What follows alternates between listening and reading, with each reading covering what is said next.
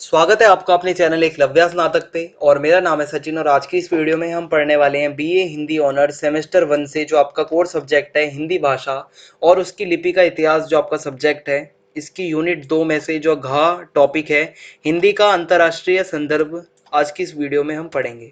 और आपको बताना चाहूंगा कि आप मुझे इंस्टाग्राम पे फॉलो कर सकते हैं। अगर आपकी कोई प्रॉब्लम हो या कोई डाउट हो तो आप वहां पे मुझे मैसेज कर सकते हैं, आपका वहां पे रिप्लाई जरूर किया जाएगा।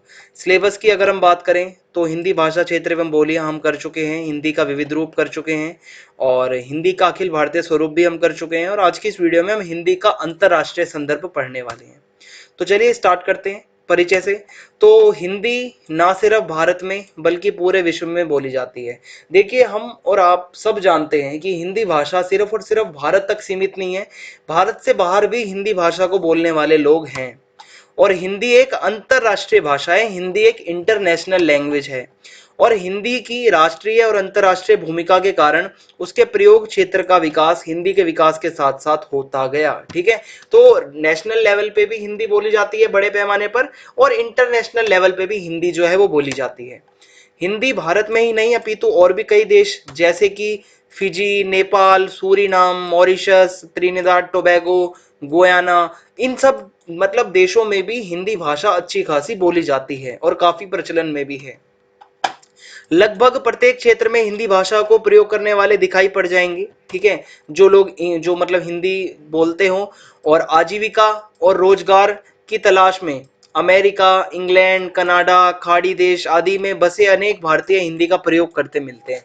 जो लोग रोजगार को मतलब ढूंढते हुए विदेशों में काम करने जाते हैं वो वहां जाके फिर हिंदी का प्रचार प्रसार करते हैं, क्योंकि वो हिंदी में बात करते हैं भारत से जो लोग जाते हैं। तो ऐसे ही जो देश है अमेरिका, इंग्लैंड, कनाडा, खाड़ी के देश आदि में जो भारतीय लोग बसे हुए हैं वो हिंदी का प्रयोग करते हैं, जिसके कारण हिंदी एक इंटरनेशनल लैंग्वेज भी बन जाती है। और विश्व में हिंदी जानने वालों की संख्या, जो लोग मतलब हिंदी को अच्छे से जानते हैं, लगभग 1 अरब 10 करोड़ लोग ऐसे हैं।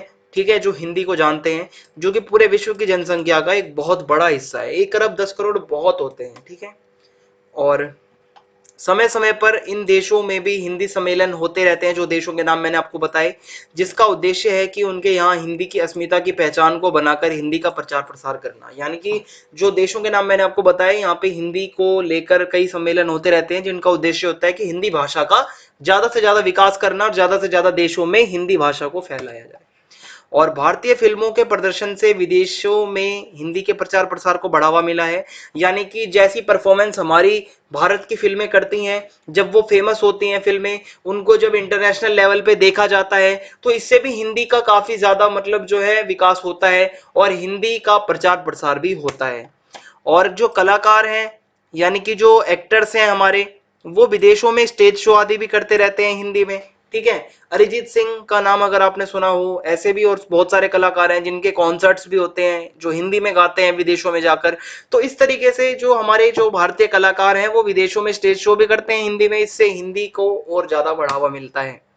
और देखें अगर तो विदेशों में अंतर्राष्ट्रीय फिल्म महोत्सव आदि का आयोजन हिंदी के माध्यम से विदेशों में हिंदी सिनेमा की जड़ को जमाकर ज्यादा से ज्यादा मुनाफा कमाना और दर्शक पैदा करना है। ठीक है, यानी कि जो विदेशों में जो अंतर्राष्ट्रीय फिल्म महोत्सव वगैरह होते हैं, इंटरनेशनल फिल्म के जो महोत्सव होते हैं और इन सब का जो आयोजन होता है वो हिंदी के माध्यम से, यानी कि हिंदी के द्वारा विदेशों में हिंदी सिनेमा की जड़ को जमाकर, यानी कि विदेशों में हम अपनी बॉलीवुड अपनी इंडियन मूवीज को वहां पे मतलब बहुत ज्यादा फेमस करके ज्यादा से ज्यादा हम मुनाफा कमाएं और ज्यादा से ज्यादा ऑडियंस इकट्ठा हो।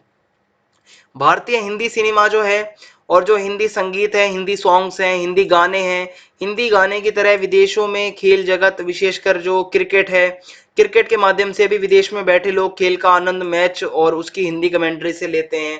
क्रिकेट में अगर आपने देखा हो तो हिंदी में कमेंट्री होती है और उसको इंटरनेशनल लेवल पे लोग सुन भी सकते हैं। इससे भी हिंदी का काफी ज्यादा विकास होता है।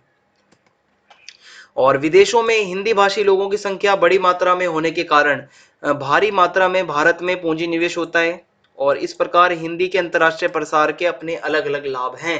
हिंदी भाषी लोग जो है मतलब विदेशों में अलग अलग देशों में बहुत सारे लोग हैं जो हिंदी बोलते हैं और इस कारण भारत के अंदर लोग पूंजी निवेश भी करते हैं, इन्वेस्टमेंट भी करते हैं और इस तरीके से हिंदी का भी विकास होता है और साथ में भारत का भी विकास होता है। और अंतर्राष्ट्रीय संदर्भ में हिंदी जो है वो संवर्धन में यदि कोई ऐतिहासिक कदम हो सकता है तो वह है संयुक्त राज्य संघ द्वारा, यानी कि जो संयुक्त राज्य संघ है उसके द्वारा हिंदी को एक औपचारिक दर्जा दिया जाना। यानी कि संयुक्त राज्य संघ द्वारा हिंदी को एक औपचारिक दर्जा दिया जाना, ये एक ऐतिहासिक कदम हो सकता है अगर हम इंटरनेशनल लेवल पे बात करें। तो इसी के साथ ये टॉपिक छोटा सा ही था और ये वीडियो यहाँ पे समाप्त होती है। आप चैनल को सब्सक्राइब करना बिल्कुल भी ना भूलें और बेल आइकन दबा दें ताकि आने वाले वीडियोस के नोटिफिकेशंस आपको मिलते रहें, और वीडियो को लाइक करना ना भूलें। कमेंट बॉक्स में आपको बताना है वीडियो कैसी लगी और वीडियो को ज़्यादा से ज़्यादा अपने दोस्तों में शेयर कर दें। जय हिंद, जय भारत, धन्यवाद।